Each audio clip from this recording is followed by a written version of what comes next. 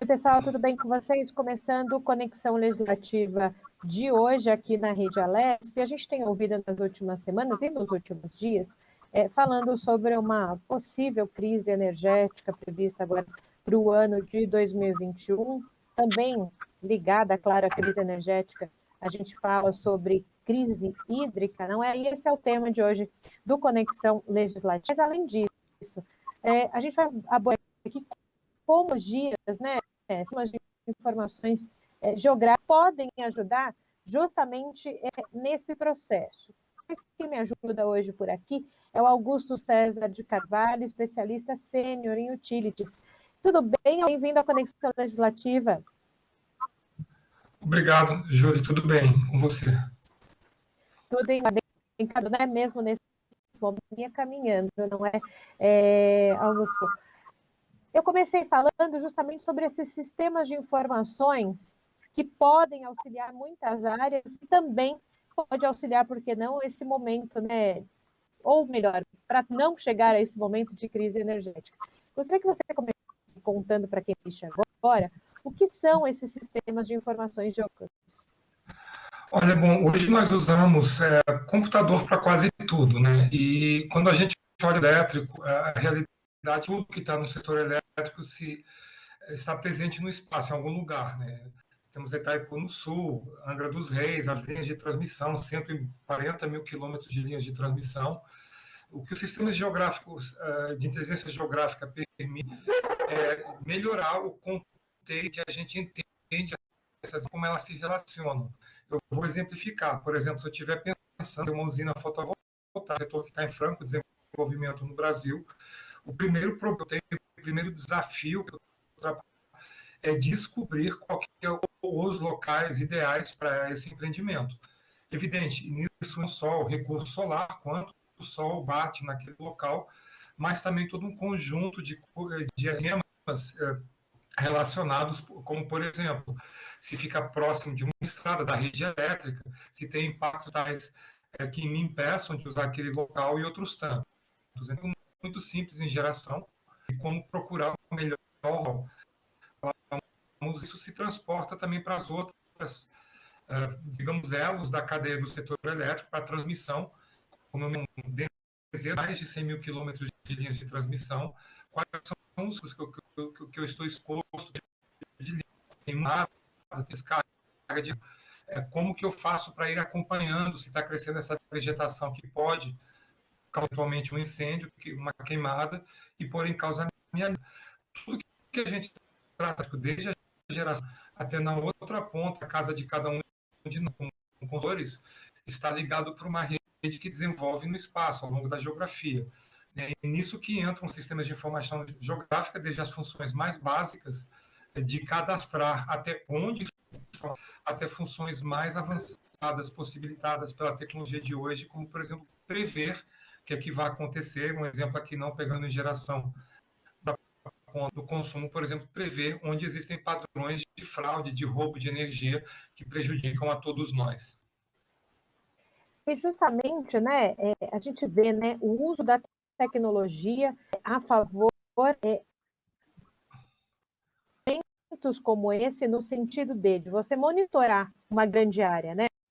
Fala que a gente tem que usar a tecnologia a nosso favor, não ao melhor planejamento. Quando você me fala isso, Augusto, me vem à mente, isso é muito mais usado esse tipo de tecnologia em empresas privadas, mas por que não o aumento dessas parcerias públicas levar também para o ambiente da administração esse tipo de mapeamento, porque é tanta, por exemplo, no estado ou numa cidade, que esse recurso tecnológico pode ajudar. Totalmente de acordo, e aliás, isso de certa forma já está sendo posto em prática regulador pela ANEEL, tá? Eu só referi aqui que a gente teve algum envolvimento. Um foi um de realmente, como você falou, de monitoramento remoto, em que a ANEEL está acompanhando por via de imagem de satélite a construção de novas usinas e que não só permite uma celeridade muito maior na obtenção dessas informações, mas também de muito maior assertividade quando realmente se torna necessário ir para campo, para fiscalização mais detalhada, já saber, com algum grau de precisão, o que faz, só para documentar, evidenciar e tentar resolver, evidentemente, qualquer situação anômala. Outro exemplo, outro sistema da ANEEL é o de gestão geoespacializada da transmissão, que consiste também no monitoramento das linhas de transmissão e das faixas à volta dessas linhas, para que agentes possam informar o regulador dos planos de manutenção de corte vegetativo, de forma a minimizar o risco de ocorrência de queimada na proximidade das linhas. Ambos esses casos já estão usando tecnologia, já estão usando monitoramento remoto, e é uma tendência que a gente vê realmente acelerar e se aprofundar, tanto na esfera privada como na esfera pública. Muito também devido, assim, se você olhar para a dimensão continental do Brasil, que é um lugar comum, mas pegando no mesmo número que eu já citei, 140 mil quilômetros de linhas, como que você consegue fiscalizar 140 mil quilômetros a pé com fiscal no terreno? É impossível. Então, a tecnologia facilita e realmente permite um novo tipo de visão sobre os ativos, sobre o sistema, que sem ela não seria possível, ou então um custo totalmente absurdo. Pois é, então é por isso que eu falo, né, essas novas tecnologias, que talvez para nós sejam novas, mas para vocês que já estão nesse meio, já são corriqueiras e recorrentes, podem ajudar também, não só o mundo corpo, né, mas também a administração pública a tentar, de algum modo, antecipar algumas questões, né? Eu falava no início do programa justamente sobre essa iminência, né, de crise energética prevista agora para algo real, né? Já Augusto, para a gente. E eu li algumas questões de que, nesse momento, a gente não pode repetir os erros de 2001, daquele apagão no Brasil. Né? Pessoas que nos assistem agora e que não entendem esses trâmites aí de tecnologia, de mapeamento, de prevenção. Está no momento de crise. Mas como, então, esse mapeamento, ele pode ajudar, talvez daqui para frente, a gente não entrar numa com essa. Claro que depende muito de outros fatores, mas imagine, como você bem nos contou agora, a tecnologia e esse mapa geográfico é essencial para tomar decisões. Olha, eu acho que o ponto fundamental é realmente fazer dois fatores, né? Um é celeridade na decisão e o segundo é a assertividade, porque tomar rápido a decisão não ajuda em nada. Né? E acho que é necessário a gente também ver, fazer uns paralelos e ver as diferenças da situação que temos hoje, né? Em que existe uma possível restrição de abastecimento futura versus aquilo que aconteceu há 20 anos atrás, na famosa crise energética de 2001. E a verdade é que hoje já estamos num patamar muito diferente, não tipo físico, né? Porque em 2001 realmente o que aconteceu foi uma falta de capacidade de geração muito motivada por algum desinvestimento nos anos que antecederam a crise. Hoje podíamos ter a capacidade que quiséssemos, o que está faltando é água. E isso, infelizmente, nós ainda não controlamos. Tá? E aí que entra o segundo fator, que é a celeridade e a assertividade. Os processos, todo o empreendimento elétrico, seja de geração, de transmissão, tem uma tramitação administrativa, tem uma tramitação ambiental que é necessária e não é indesejável. Agora, é importante que isso possa ocorrer rapidamente. Tá? Eu vou dar um exemplo de uma usina que está em construção, uma usina grande, usina fotovoltaica que está em construção no Brasil, no norte de Minas, que é de uma dimensão aproximada de uma das usinas de Angra, nuclear. Então, uma coisa grande, fotovoltaica solar. A fase construtiva dessa usina, ela começou a ser construída no final do ano passado, de 2020, né, em dezembro, e vai estar previsto entrar em produção em julho de 2022. Estamos falando de meio, na fase construtiva. Agora, se a gente olhar todo o processo que antecedeu a fase construtiva, demorou muitos anos.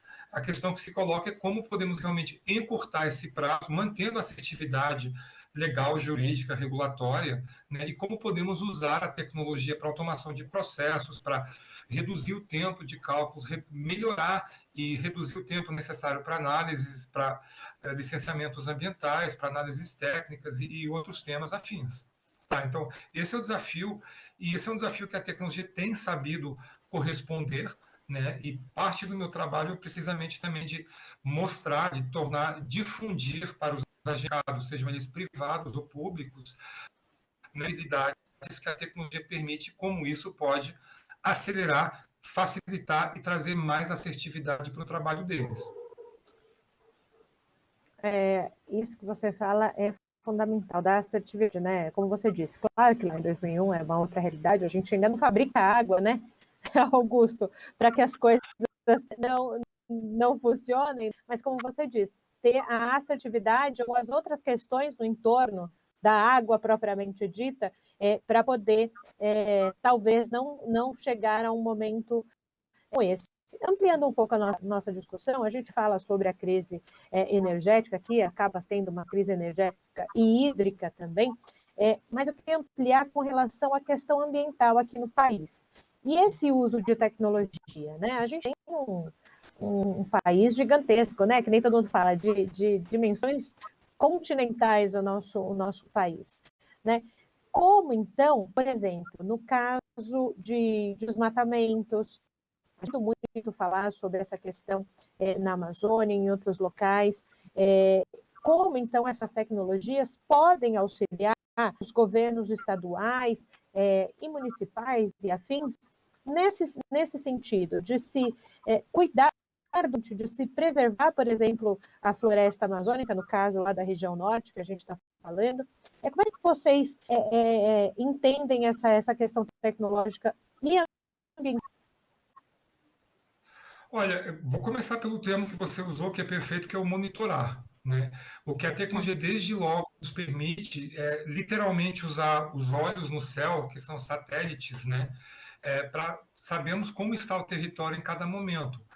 Hoje, existem várias fontes para isso, nós trabalhamos com algumas, por exemplo, para identificar em tempo real, quase real, coisa de minutos, onde estão ocorrendo queimadas, descargas atmosféricas, eventos climáticos adversos, mas esse é o ponto de partida. Né? A tecnologia também nos permite, com base nessa informação, processar ela automaticamente, incluindo, por exemplo, com técnicas de inteligência artificial, para gerar, digamos, não só esses dados de imagens, mas também informação, o que é que realmente está acontecendo, qual a dimensão da queimada, em que direção, para onde está indo a frente de queimada. Então, eu posso ter, por exemplo, um incêndio, mas se ele está se afastando da minha linha, não é problema. É a mesma coisa para eu consigo identificar quase imediatamente onde está acontecendo o desmatamento em tempo real. Então, deixo de poder dizer que não tenho, se eu quiser, conhecimento do meu território. E isso é muito importante para a governação, né, para a parte do setor público, porque, no fundo, um governo, seja ele federal, estadual, municipal, tem tudo a ver com a gestão do território e o que está instalado nesse território. Então, permite automatizar realmente muitas dessas tarefas que seriam impossíveis se fossem feitas por um ser humano, pela dimensão do país, pela quantidade de coisas que está acontecendo, trazer inteligência para esse monitoramento e deixar o ser humano para aquilo que realmente é mais importante, que é analisar e decidir. Tá? Então, permite isso realmente.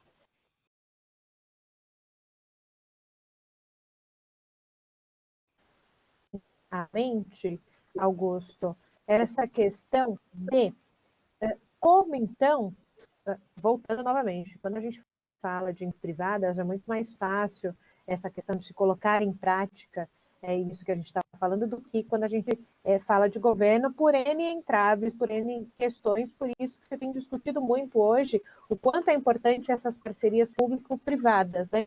Porque aquilo que o sistema público não consegue desenvolver, você tem o know-how das empresas que podem auxiliar vários gargalos, né, que a gente tem na sociedade, que essa questão hídrica e de saneamento básico acaba sendo uma delas. Quando a gente pensa em planejamento, Augusto, não é do dia para a noite, né? Você tem que ter um corpo técnico muito atuante e você tem que dar meios para que aquilo aconteça, né? O Brasil ainda não diz atrasado, acho que não é essa palavra, mas o Brasil ainda perde essa questão de se planejar para as coisas? Eu creio que não, sabe? Dentro do setor tem uma agência, que é a EPE, no Rio de Janeiro, que tem exatamente como função principal fazer esse planejamento a médio e longo prazo, primeiramente das necessidades do sistema. Tá? Agora, é evidente, quanto mais ferramental, quanto mais informação real essas agências, quer a EPE, quer os outros agentes do sistema, público-privados, tiverem, melhor conseguem fazer o seu trabalho. Tem uma coisa, o futuro é sempre muito difícil de prever. Tá? Assim, seja questão de chuva, como de demanda elétrica, como até os números da Mega Sena. Né? Todo mundo gostaria de saber, mas não é fácil de conseguir. E a tecnologia, as ferramentas permitem que isso seja feito de uma forma muito mais aprofundada. Assim, como exemplo, se eu tivesse que fazer um cenário de evolução da demanda elétrica no Brasil à mão, eu vou demorar um X de tempo.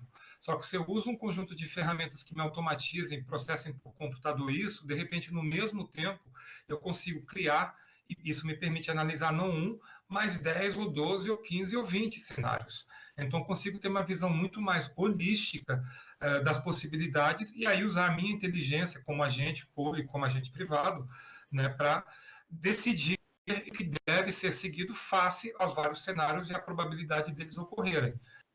Tá? Porque não nos podemos esquecer que, sobretudo quando a gente está falando de uma potencial crise energética, porque que tudo que a gente fizer não é impossível duplicar, triplicar em 5, 10 anos o sistema elétrico, mas alguém vai ter que pagar essa conta. E essa é uma pergunta que nós temos que nos fazer. Né? Robustez, redundância tem um custo.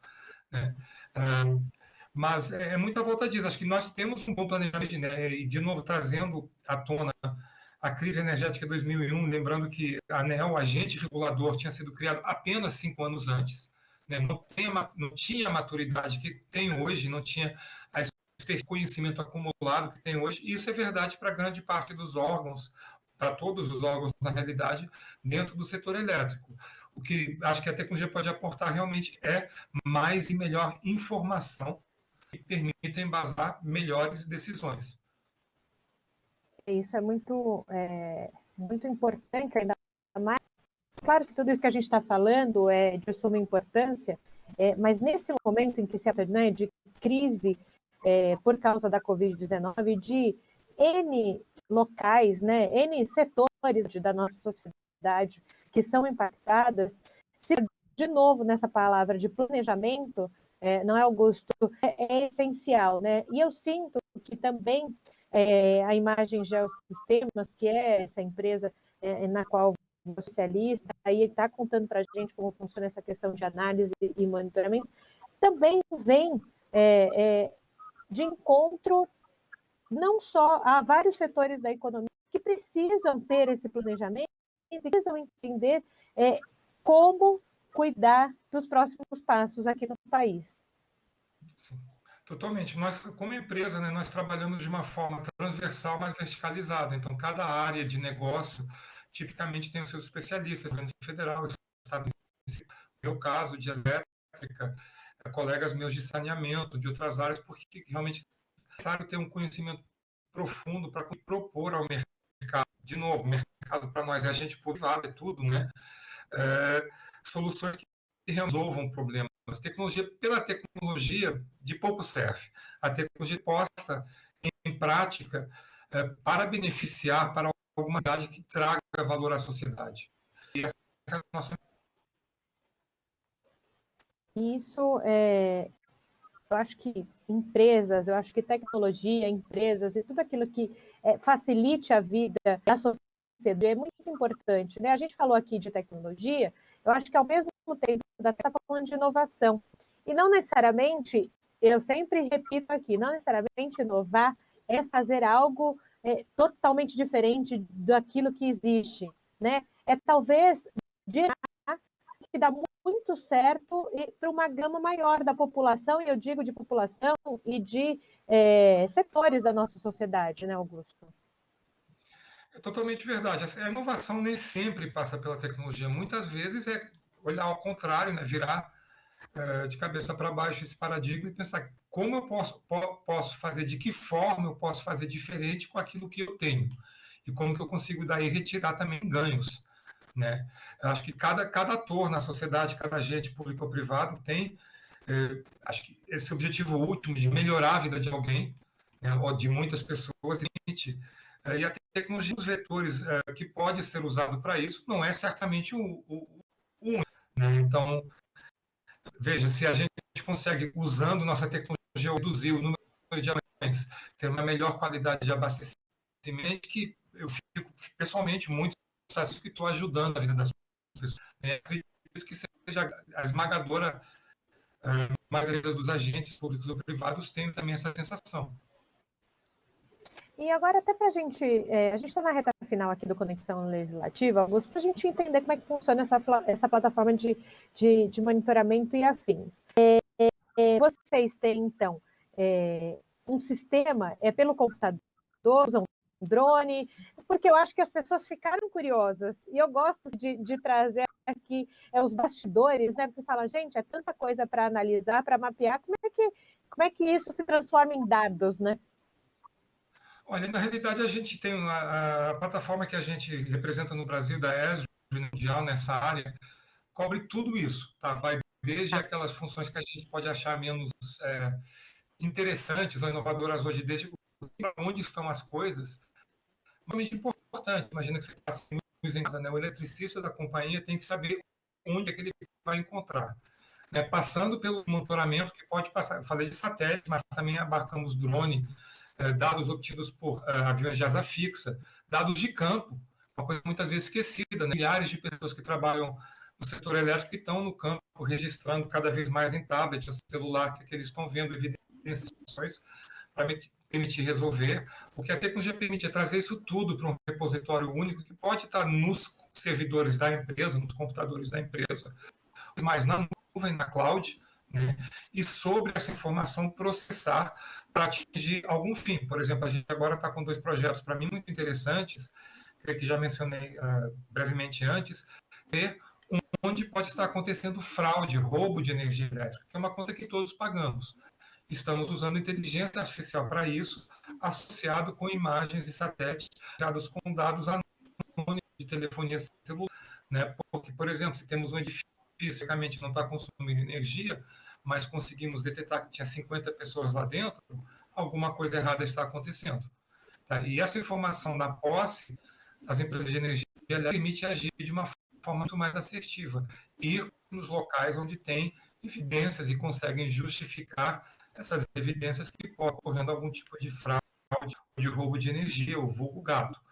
O que nós temos de tecnologia abarca tudo isso, desde o cadastro até a inteligência artificial, seja na casa do cliente, né, dentro da empresa, seja na nuvem, no Microsoft, na Amazon ou outra. Perfeito. Augusto, quero te agradecer pela contribuição aqui à Conexão Legislativa. É super interessante quando a gente traz aqui a Conexão, a gente une uma notícia de momento, que é essa questão da crise hídrica, com inovações como a de vocês. Então, obrigada, e com certeza a gente vai falar mais aqui na Rede Alesp sobre isso, viu? Ok, obrigado a você. Boa tarde, bom trabalho. Obrigada. Você que está em casa já sabe, não é?